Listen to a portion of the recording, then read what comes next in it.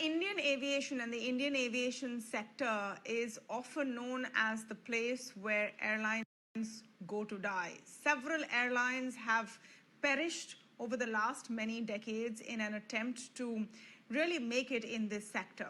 The story we're tackling today is not a case of this. We're talking about Air Asia India and what is going to happen with Air Asia India. Air Asia internationally all across the world is in trouble. The Malaysia-based low-cost carrier is shutting its operations in Japan. They're in desperate need to restructure their credit lines to even continue as a going concern. And in India, they've sent out an SOS to their local partner, which is the Tata Group. So a lot of Tata news today on the show. And the Tatas have 51% stake. A little bit of money just to keep them going has been given, is what is being reported widely. The question is, for how long? Are we looking at a major consolidation now in the space? Remember, COVID-19 and the pandemic has been exceptionally hard on airlines. Some domestic travel has begun to pick up, but nowhere nearly close to, say, levels last year this time. So who will survive and who will perish in the high-stakes aviation game? To speak on this, I'm joined now by three gentlemen who really live and breathe aviation, I would say. Dheeraj Mathur is with us on the show today, as is Mark D. Martin and Jitendra Bhargav. Welcome to all of you, and thank you for speaking with us on the show. Mark, let me begin with your take specifically on Air Asia India and how you think the story will play out next there. The Tata Group already has, its sort of space filled up in terms of aviation. They are in a joint venture on Vistara. They are partially running Air India and, partially running Air Asia, and are supposed to have shown interest in acquiring Air India as well. So what do you think will be the strategy for them? Good evening, and stay safe, everybody. I think one of the biggest problems we've seen with Air Asia is that from the time they came over to India, they've always had a spate of bad luck, which started with CEOs who tried to adapt to the market, figured themselves out, and they moved from one CEO to another CEO to another CEO. Then internal control issues between Air Asia and the Tatas, and then further several bits came up on PIO aspects of Tony Fernandez. So Air Asia has been in many ways jinxed from the moment they with the moment they set foot in this country. And that's been a problem with how the airline has been in terms of its operations, its network, its expansion. A lot of their expansion was expected to be aimed at taking on Indigo, which clearly never happened. But if you compare that with Air Asia's other markets, for example, Air Asia Thailand or Malaysia or the Philippines, those airlines are doing extremely well. So clearly Air Asia's success are in certain pockets. Now, the Tatas acquiring Air Asia, to be honest with you, industry insiders knew this all along. This word on the street was that the Tatas might be looking at a total takeover and a takeout of Air Asia. So this actually began 18 months ago. I'm actually surprised that it took so long for the deal to take place. Yeah.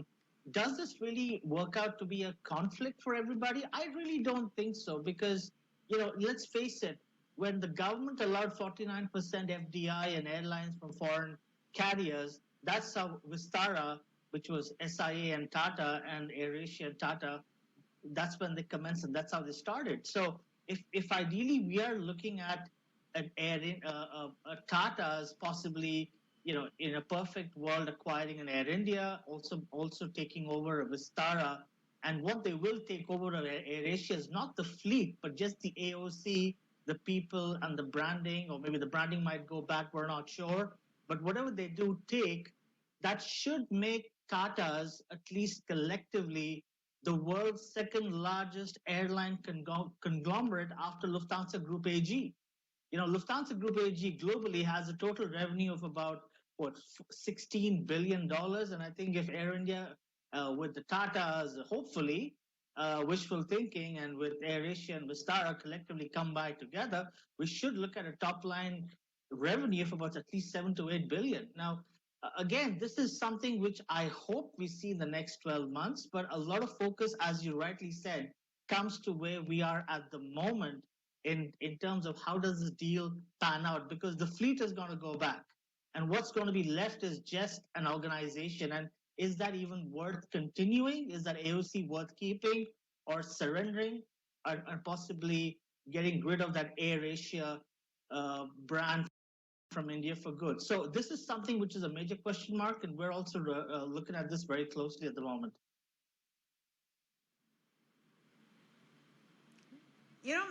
It's a very interesting thought, Mark. Should the Tatas really go in for this jumbo aviation business at a time when IATA says that internationally, globally, airlines are burning $300,000 a minute? But Mark, I want to come to you on the question of Air India, which has been sort of waiting in the wings for really long, and the pandemic has once again stalled that process, pushed it ahead. The terms being offered to a possible suitor have become even sweeter now from the government. Even so, are you really optimistic that there will be some kind of closure and that there will be a new owner sooner than later? Tamanna, honestly, I don't think Air India is going to get a suitor anytime soon. The disinvestment process, or rather, nearly all disinvestment initiatives by the government, be it Pawan Hans, Air India, what they were looking at, Bharat Electronics, BHEL, nearly each and every one of these has been, or rather, have been permanently stalled. Because if you're looking at somebody who wants to buy Air India, then you need to get someone who's got a spare 10 to 15 billion dollars lying in his wallet. And any airline who's got that kind of money is going to be focused on saving his own airline or getting his own airline out of the quagmire, given where we are with COVID. Now, let's be very, very clear. Pre-COVID, October 2019, there was some hint of a nation economic slowdown. So airlines were not doing too well. Also, the entire approach of what they've done to Air India, which is literally strip it off its valuables and just throw out the skeleton, and that's what you want to sell out, is not really going to be very, very useful, because Air India had built, or has clearly has built a critical mass over the last 40, 50 years, when it peaked in terms of its stature, its operations, its network, and its fleet. And given where you want to kind of do, which is almost nearly technically a garage sale, is not going to be it. Now, one of the reasons why I think and I feel that the Tatas are right for this is because the Tatas look at a long-term return on investment window. With any business opportunity, they're going to look at 25 years minimum. So it's not about having deep pockets. It's about sustaining the model to the time and to the point that it can work. And this has been a Tata strategy all along. We've seen it with Tata Motors, we've seen it with JLR, we've seen it with Chorus Steel. The whole idea is to let it grow organic. If it's flat, it's fine. It will pick up at some point. And I think the point of AirAsia, it's isolated. I mean, to start with, they got the India strategy wrong from day one. They should have aggressively expanded in the Indian market. They didn't. The AirAsia that we've all seen in Southeast Asia is nothing compared to the AirAsia that we have in India. So clearly, they've messed up and they've screwed up big time. What can be done? I think the only thing left to be done at the moment is not really a consolidation, but give everybody a timeout. The biggest question is lessors. Are they willing to give them a timeout? Yes, we have seen restructuring happen. So that's very progressive on one side. Lending has also balanced out to some extent. What do And you now mean it by just a boils timeout? down to Who is going to give promoter-led. who a timeout? I think more importantly, it's defer, defer, defer, Tamanna. You defer your liabilities, defer your lending, and defer your lease rental payments. Defer, defer, defer is a strategy that's worked very well. And sadly, AirAsia is going to go, and we will lose one airline off our register. But I think from a long-term perspective, I do see a very nice synergy being created with possibly Vistara, and then if all goes well, Air India with the Tatas, and that might just roll into a nice, stable air transport conglomerate, something that India always needed all along. And I just hope that that happens soon because when we talk Air India, we're talking about Air India Express, Alliance Air, Indian Airlines, which was not really merged too well, and of course Air India. So it's four airlines, and uh, and from a broader perspective, I think that's going to give a lot of foreign exchange investment boost to India, and it's going to really be tremendous as a money spinner. So in all honesty, I'd like to be a bit more optimistic. I think. Yes, we're all in this. We're stuck in this at the moment. Let's hope COVID clouds lift up Costs and we can nothing. start flying again.